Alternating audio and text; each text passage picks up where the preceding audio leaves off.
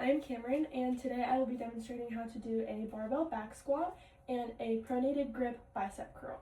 So I'll start with the back squat, which I'll be using this broom. A back squat is going to target your quads, your hamstrings, and your glutes. So if you're using a rack, which obviously I am not, but if you're using a rack, you're going to want the bar at about your mid-chest. So set it there and then walk up, and it's going to be about right here. When you step under, we'll just pretend like it didn't move. You're going to want it at pretty high on your shoulders and make sure that it's balanced up there. Once you're here, you're going to want to have your hands a little bit more than shoulder width apart. So if my shoulder is here, I'm going to want my hands about here. Once you unrack, you're going to want to take 2, maybe 3 pretty good steps back so that you're far away. Then you're going to want to make sure that your feet are shoulder width apart. This is when you're going to want to engage your core and make sure that your spine is, you're not like hunched or you're not like arching.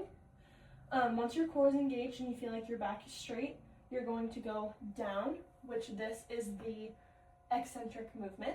Once you're here, you're going to want to make your quads parallel to the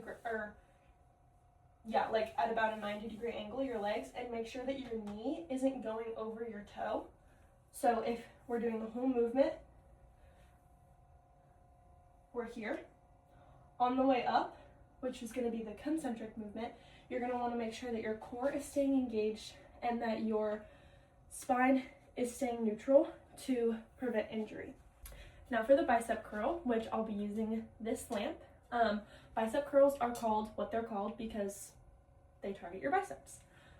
When doing bicep curls, it's really important to choose the correct weight if you are doing them for muscular endurance, if you're going to be performing them for multiple reps, which is usually what people are doing in the gym.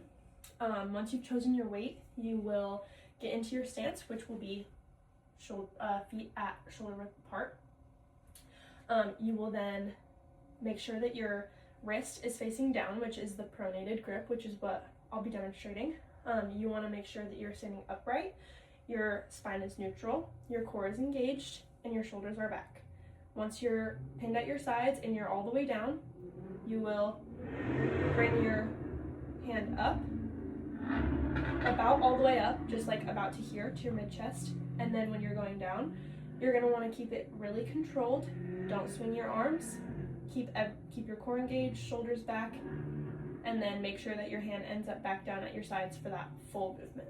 I'm Cameron, and this is my client Kevin, and today we're going to be evaluating his barbell back squat and his form for his barbell back squat. So get your weight.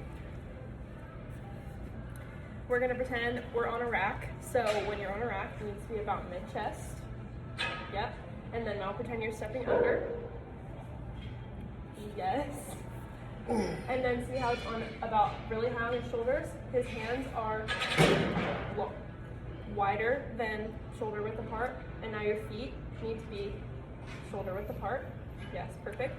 This is when you're going to engage your core. Make sure that your spine feels neutral. Feel good? Yeah. All right.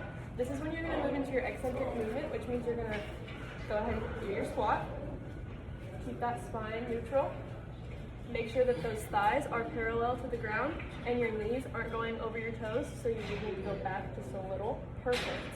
And then you're going to move up into your concentric movement. Go up, keeping that core engaged and your spine neutral.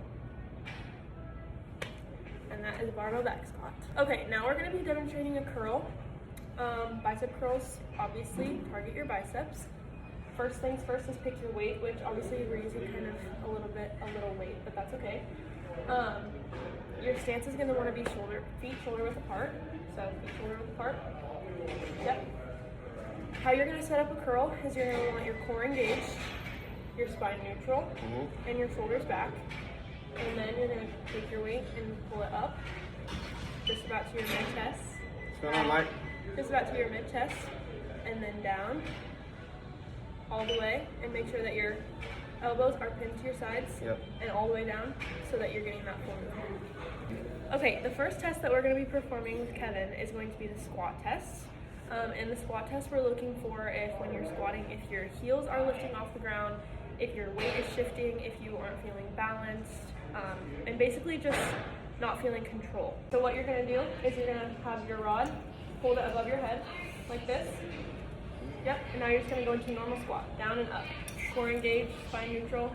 Yep, perfect. All right. Perfect. Probably, well, we're gonna probably score you, I would say I would score you 3 for that. 2 maybe because you were a little quick, but I'll score you a 3. Helps with determine resistance in your arm and helps you determine strength in your forearm and your bicep. So go ahead and go like this for me with your arms. You can do this. Yep. So what I'm gonna do is I'm gonna push down on your forearm and you're gonna resist up. And we're basically looking for, is he able to do it? Is it like wobbly? What's the difference in both arms? Basically that kind of stuff. So I'm gonna do this one first. So I'm pushing down. Now I'm gonna do this one. I'm pushing down. Now I'm gonna do them both at the same time. Pushing down. Okay, I would score him a 3 on this test.